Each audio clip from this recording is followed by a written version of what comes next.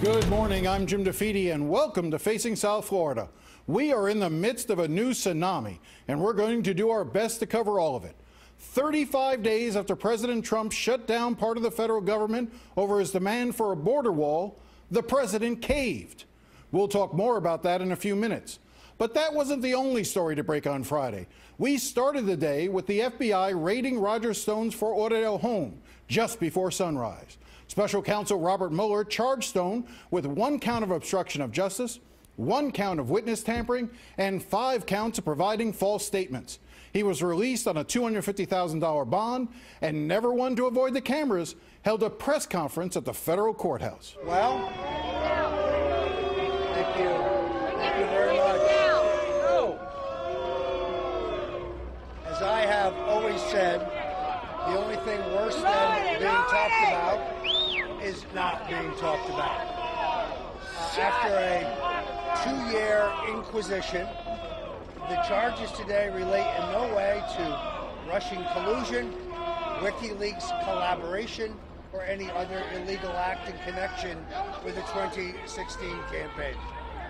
I am falsely accused of making false statements during my testimony to the House Intelligence Committee. That is incorrect. Any error I made in my testimony would be both immaterial and without intent. I will plead not guilty to these charges. I will defeat them in court. I believe this is a politically motivated investigation. I am troubled by the political motivations of the prosecutors. And as I have said previously, there is no circumstance whatsoever under which I will bear false witness against the president, nor will I make up lies to ease the pressure on myself.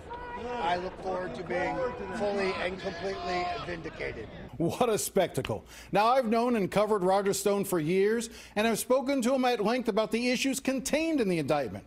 They center on what Roger Stone knew about the release of Hillary Clinton emails from WikiLeaks and its founder, Julian Assange. Let me just be clear. I never had any advance notice of the content, source, or exact timing of the WikiLeaks disclosures.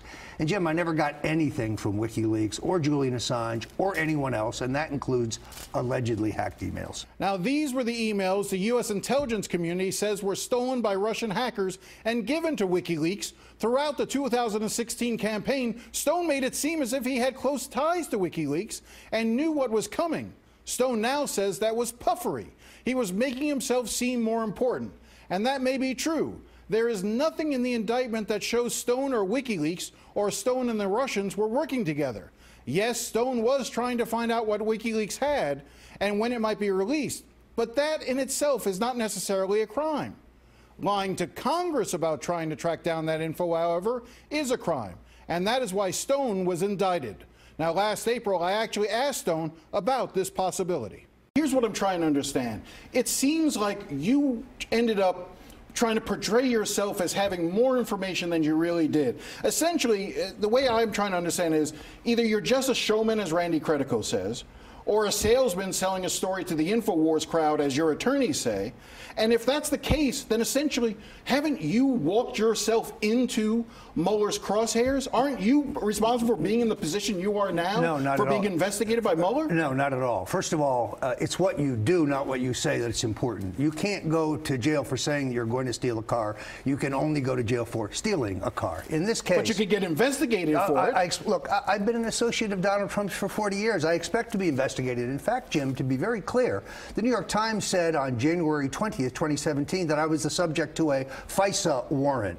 They've never retracted that story. I'm going to have to go to federal court to find out why and on what basis I was being looked at. So I operate on the assumption that all my emails, all my texts, all my phone calls have already been monitored. Well, that turned out to be a good assumption, and in fact, Mueller does have those emails. As Stone said in his press conference Friday, he would never testify against the president because there's nothing to testify about. He said the same thing to me, but in a more colorful manner in the past. We're Italian Americans. We're a little better than that. No, we will not make stuff up. I'm Italian too. I know a lot of mafia guys who were in prison because other Italians ended up testifying against them. But they didn't make stuff up. All right. We'll wait and see how this turns out. Now coming up,